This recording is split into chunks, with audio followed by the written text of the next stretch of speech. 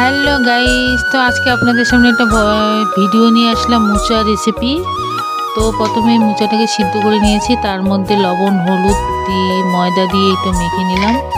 মেখে নিয়ে এটাকে কোপ্তা বানিয়ে নিলাম একটু লম্বা লম্বা সাইজে। তারপরে মোচাটাকে ভেজে নিলাম। মোচাটাকে ভেজে নিয়ে তার মধ্যে দিয়ে দিলাম শুকনো লঙ্কা জিরা সংবাদ।